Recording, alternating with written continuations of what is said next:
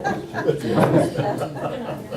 I want to thank you all for coming out to our special seminar this morning. Today we're welcoming Bernie Rollin to our campus. Bernie is on the faculty at Colorado State University, and I think probably most of you have at least heard of him. He's a world-renowned animal ethicist and bioethicist, and earned his PhD from Columbia University in 1972.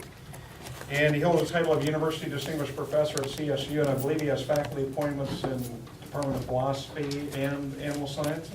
And biomedical. And for those of you that are into books, he's just recently edited a book on animal welfare and animal agriculture. I have a copy of it. If any of you are interested in taking a look at it, you're more than welcome to. So with that, I think I'm going to turn it over to Bernie and let him give us a seminar this morning. Thank you. Appreciate your hospitality. That book actually grew out of the Pew Commission. Are you guys all familiar with the Pew Commission report? The industry wasn't particularly happy with the Pew Commission report, though I think by and large it was accurate. And so Fuller Baser and Wilson Pond were asked to put together a book responding to the Pew Commission, and they couldn't find anybody to write anything.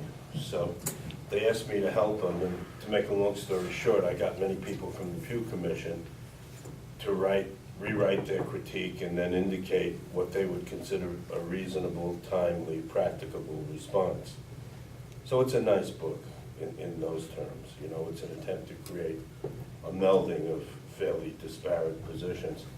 Anyway, the paper I'm going to give you today was done for the first British symposium on animal and veterinary ethics that they held in London a couple of months ago.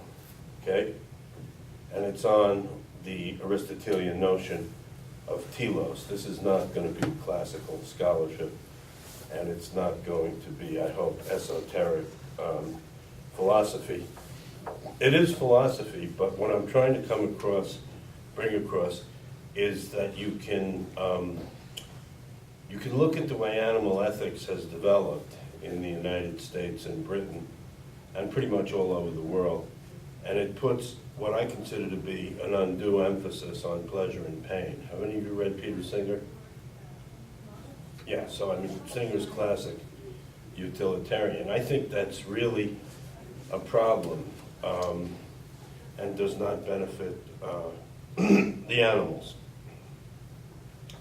The emphasis on pleasure and pain allowed British thought to escape the kind of skepticism you find in European thought, in Germany and France,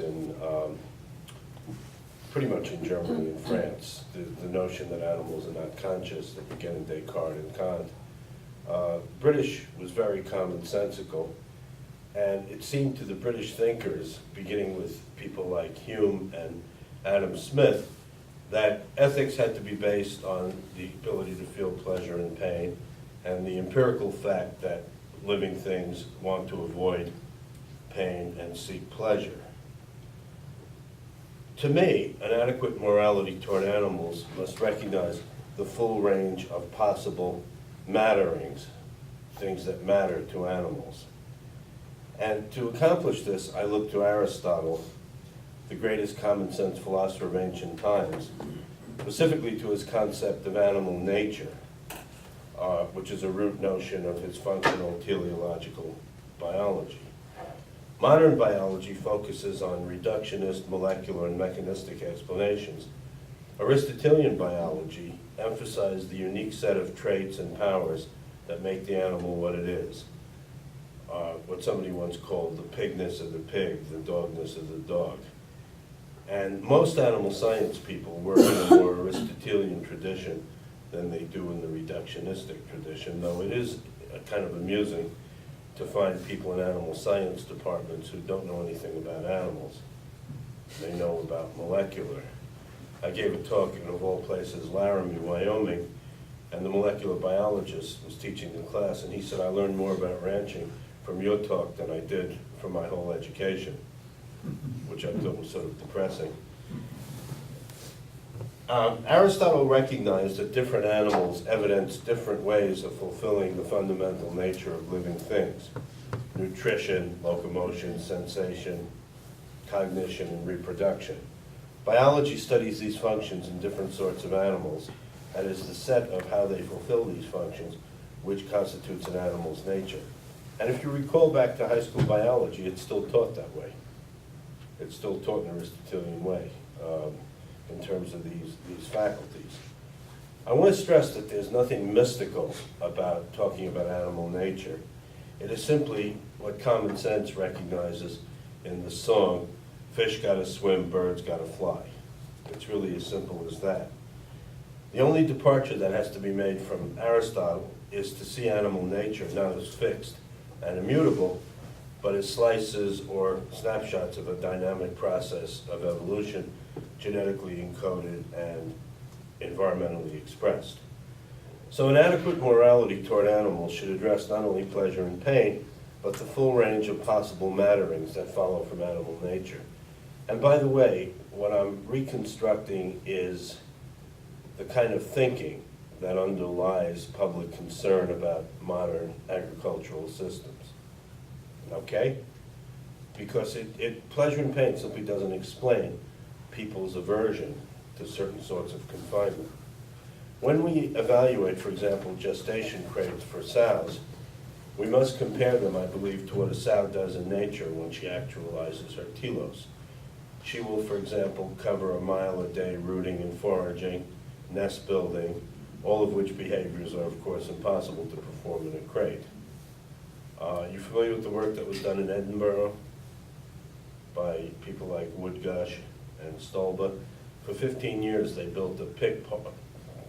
I knew I couldn't say this. Pig park that approximates the environment of wild boars and turned domestic animals loose to see what their behavior was. And they would cover a mile a day foraging. They would build their nests on a hillside so that the fecal material and the urine would run off. They would spend hours and hours each day foraging to build proper nesting material.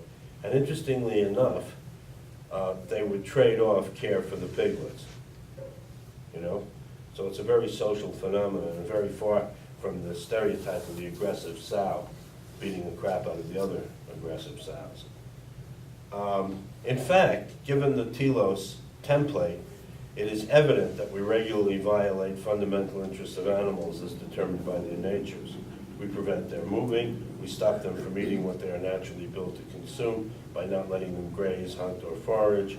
We lessen their ability to cope with weather change, and we do not allow them to exercise.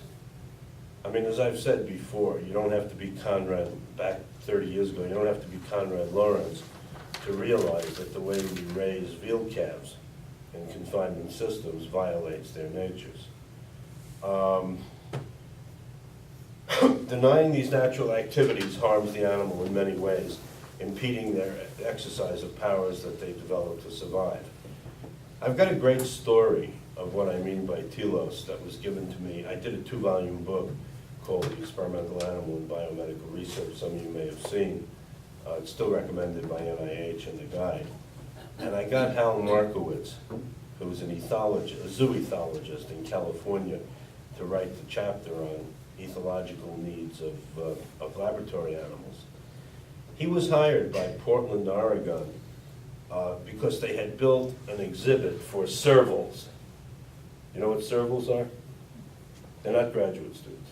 A different kind of serval. Servals are South African bobcats that live in the Kalahari. And what they did was they tried to really recreate Kalahari. They brought sand, they brought bushes, they brought what appeared to be the Kalahari, and it was a disaster. The animals languished, they didn't reproduce, they didn't eat, they died, they got sick, blah, blah, blah. So they were obviously depressed. So Markowitz convinced them to send him to South Africa and observe these animals. When he visited the Kalahari, he found that most of these animals' time was spent predating low-flying birds, their main source of food. They're like pussycats. They're very much like pussycats. They get down on the ground and wiggle their butt and then leap up in the air and pull a bird out of the air and eat it. So he came up with the following outrageous idea. He told the zoo that instead of feeding horse meat in chunks, the keeper should grind the rations into meatballs, which were then to be shot randomly across the exhibit by a compressed air cannon. The animals' behavior changed overnight. They became excited, active, clearly exercising the predating aspect of their telos. Despite the power of the food drive, then, it was trumped here by failing to accommodate how they had evolved to eat. And the similar strategy provides for accommodating the telos, the behavioral and physical telos, for many animals in captivity. An example from coyote behavior clearly illustrates how telos needs can trump even major physical pain. It has been, I checked this out, by the way, with our wildlife people in Wyoming. It has been recounted for years that coyotes caught in a leg hold trap will chew their own leg off, right? You've heard that. Enduring terrible pain rather than submit to immobility. It's also true for other animals such as raccoons. This is understandable given the coyote's telos as a free-ranging predator or even on occasion as prey. It is not plausible to suggest that the animal chews its leg off to avoid death, since it is in fact conceptually impossible that a non-linguistic being has a concept of death, though it clearly understands the inability to escape. Clearly, the animal is not chewing the leg in order to escape the pain, as any attempt to chew the leg off will increase the pain. We okay so far? Other animals, wild and domestic, will endure pain and injury to escape close confinement. Though confinement agriculturalists in the United States claim that all needs of confined sows, for example, water, food, protection from the elements, protection from predators, are met in confinement, these animals escape when they can, with no reports of any ever trying to return. Sort of like nobody goes from the U.S. across the Rio Grande into Mexico, or nobody escaped from West Germany into East Germany, you know? Basically tells you about preference. Chickens will trade ad libitum feeding in confinement for sporadic access to food outdoors. Chickens will also work for food in confinement when given a choice of doing so. Old work of Duncan and Hughes in England, that if you give chickens a choice between free food in one side of a tea maze versus having to pull a lever or something on the other side, they will work. Monkeys and other animals will self-mutilate in deprived, impoverished environments, the pain presumably providing some stimulation as a counter to boredom. Ron Kilgore, who was an Australian cattle behaviorist, died prematurely in a motorcycle accident, cites evidence showing that cattle being exposed to a new herd show a physiological response, a major stress physiological response for 30 days. In animals, the initial exposure to the experimental setting, a new experimental setting, which is a major novelty, evoked the largest elevations you could create in plasma cortisol. This is, after all, not surprising, since cattle are herd animals who come to know their conspecifics as individuals, and hence do not know how new animals will behave. Novelty of any sort evokes stress in most, if not all, animals.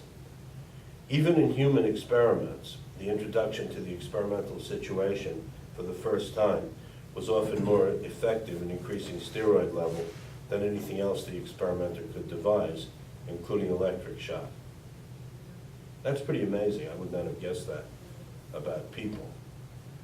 Researchers know that animals can be trained to willingly accept some physically painful experimental procedures.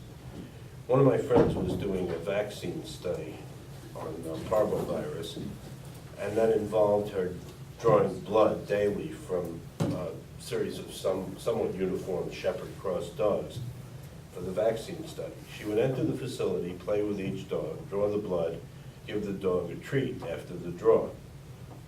On one occasion, one of the dogs set up such a howl as she was leaving that she raced back to see if his paw was caught in the cage door. It turned out she'd forgotten to draw blood from him, and he had missed his session of play and his treat, which bothered him more than the blood draw, hence his howling. Separation of a newborn calf can cause mooing on the part of the mother, bespeaking distress for over a week, and longer than that if the cow can see the calf. This is not surprising, as cows in more natural situations, for example in beef herds, will suckle and remain with the mother for up to 9 months or more. These examples all illustrate 3 points. 1, pain as a physical phenomenon does not begin to capture all the ways that what we do to animals matters to them. Fair enough? 2, other things we do to animals can be worse than physical pain. The coyote case shows it.